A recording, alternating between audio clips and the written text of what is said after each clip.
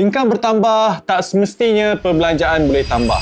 Ini yang ramai orang silap, di mana apabila pendapatan anda, gaji bulanan anda bertambah, anda pun mula upgrade lifestyle. There's a term called lifestyle inflation. Especially zaman sekarang ini, dengan wujudnya social media, influencer yang menonjolkan kekayaan mereka, anda pun terikut-ikut nak mempunyai kehidupan yang sama. Dan lagi teruk apabila zaman sekarang ini ada banyak cara untuk berhutang. Zaman dulu hanya ada kad kredit, tapi zaman sekarang ada buy now pay later. Jadi dalam video hari ini saya nak kongsikan kepada anda semua, especially mereka yang tak pandai nak urus duit. So anda boleh mulakan dengan 4 tips mudah ini.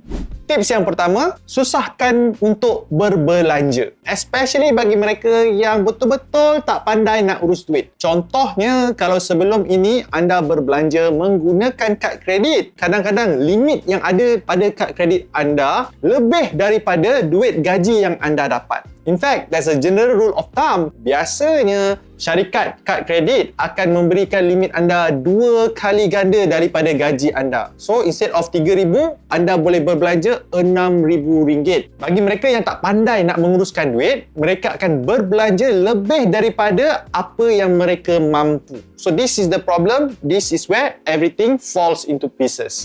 So, caranya mudah. Let's say kalau anda ada kad kredit, anda tak pandai urus duit, jangan bawa kad kredit anda. So that bila anda pergi berbelanja, anda terpaksa menggunakan cash ataupun menggunakan debit card anda. Ataupun yang kedua, contohnya, buang aplikasi-aplikasi. All this, Shopee lah, TikTok lah, Lazada lah, buang daripada phone anda, uninstall, delete it. Macam saya sendiri, saya memang tidak ada Shopee app dalam phone saya. Saya memang tak suka berbelanja dan saya menjadikannya sebagai satu halangan daripada saya continue berbelanja. Sebaliknya, kalau saya nak membeli sesuatu, saya akan minta tolong isteri saya ataupun adik-beradik saya untuk tolong belikan. So, dia jadi leceh, dia jadi susah. In other words, dia menjadi satu disiplin kepada diri saya, bagaimana saya boleh menguruskan duit saya secara automatik, tak perlu fikir pun. Apabila anda susahkan perbelanjaan, in other words, anda dapat elakkan daripada berbelanja perkara-perkara yang anda tak perlu pun. Tips yang kedua, simpan duit bonus ataupun pendapatan ekstra 100% sama ada dalam simpanan ataupun pelaburan. Kadang-kadang susah tau nak simpan secara consistently every single month. Tapi some of you mungkin dapat bonus daripada syarikat anda ataupun some of you buat side income yang mana anda dapat duit tepi. Mungkin tak banyak tapi sikit-sikit. Duit-duit ini jangan belanja sesekali pun. Duit ini sama ada anda terus melabur ataupun terus simpan dalam satu tempat yang anda tak boleh nak usik.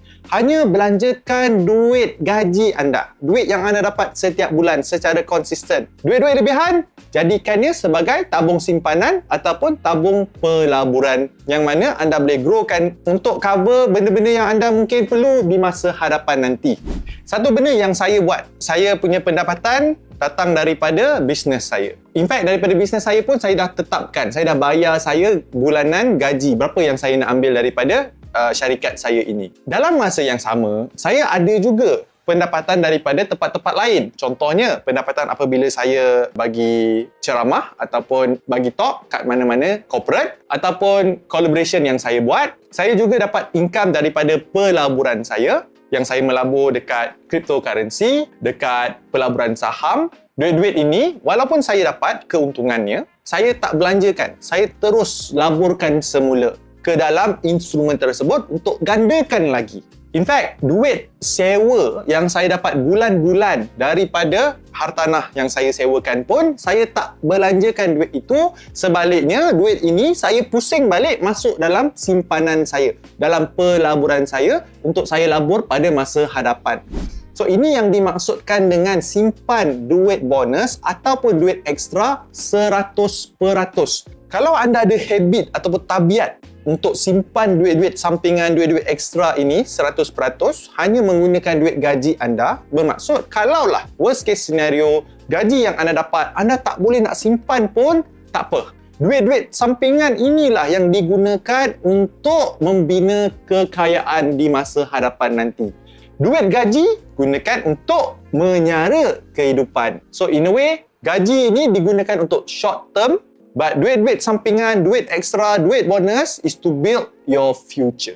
Yang ketiga, buat financial vision board. Financial vision board ni maksudnya apa saja impian anda, matlamat kewangan anda yang anda belum capai tapi anda nak capai. Pastikan anda terjemahkan apa saja matlamat anda ini ke dalam satu gambar. Contohnya kereta idaman anda, rumah idaman anda, ataupun apa saja anda boleh letak dekat mahjong paper ataupun dekat kertas yang besar dan anda tampal dekat bilik tidur anda, dekat ruang tamu anda, kat mana-mana saja, supaya setiap kali anda masuk ke bilik tersebut, anda akan nampak impian anda terpampang di hadapan anda. What it does, dia akan masuk ke dalam subconscious mind anda. Dan benda ini akan menggerakkan hati anda ataupun akan memberi motivasi kepada diri anda untuk berdisiplin dan menguruskan kewangan supaya anda dapat capai idaman dan cita-cita anda ini. Tips yang keempat bagi mereka yang susah nak urus duit, ini yang paling saya suka, iaitu buat simulasi apa yang akan jadi kalau anda hilang pekerjaan dan sumber pendapatan anda. Dulu saya selalu bayangkan buat simulasi ini, saya mula cakna tentang kewangan saya. Maksudnya, cuba bayangkan apa yang akan terjadi jika pada esok hari anda dibuang kerja ataupun anda tidak dapat gaji yang anda dapat sebelum ini. What will happen to your life? Some of you mungkin, saya balik kampung duduk dengan mak ayah for example, ataupun mungkin saya cari kerja lain. But some of you yang mungkin ada komitmen yang besar, ada hutang kereta, ada hutang rumah yang anda perlu bayar, ada orang yang anda perlu sara, contohnya isteri ataupun anak-anak. So what would happen to their life? So bila anda have this what would happen, then tanya kepada diri anda berapa lama yang anda boleh survive dengan simpanan yang anda ada. Kata-kata daripada Robert Kiyosaki, in fact isterinya Kim Kiyosaki, yang kongsikan about a rich woman, yang mana how do you define wealth? Macam mana nak menentukan seseorang individu itu kaya ataupun tidak, bergantung kepada berapa lama yang mereka boleh bertahan sekiranya pekerjaan, pendapatan dah terputus. So, dalam bahasa lain, it's like how big is your savings? Saya bagi contoh. Let's say lah, perbelanjaan anda sebulan anda belanja RM5,000. And then anda ada simpanan sebanyak RM10,000.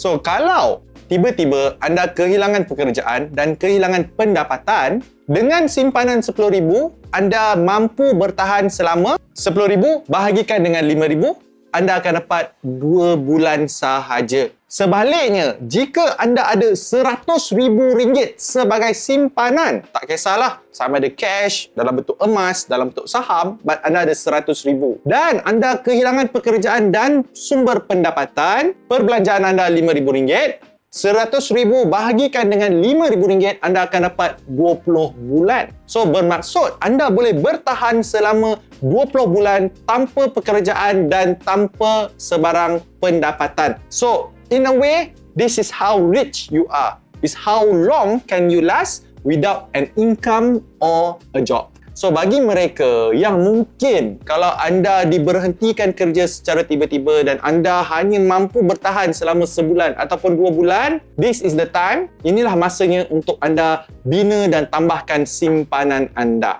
Kadang-kadang nak berubah ni kena paksa. Jadi dalam video ini saya kongsikan beberapa tips bagaimana anda boleh paksa diri anda untuk berubah. Okay, yang pertama, susahkan perbelanjaan. Yang kedua tadi, simpan segala duit ekstra, duit bonus, duit OT, whatever duit ekstra supaya duit ini menjadi asbab untuk anda gandakan simpanan anda kelak hari nanti. Yang ketiga, paksa diri untuk keluarkan semua matlamat kewangan, impian anda ke dalam kertas yang anda boleh tampal supaya anda boleh lihat goal anda setiap hari. Yang keempat, bayangkan jika satu hari nanti anda kehilangan pekerjaan dan sumber pendapatan, apa yang akan berlaku kepada hidup anda.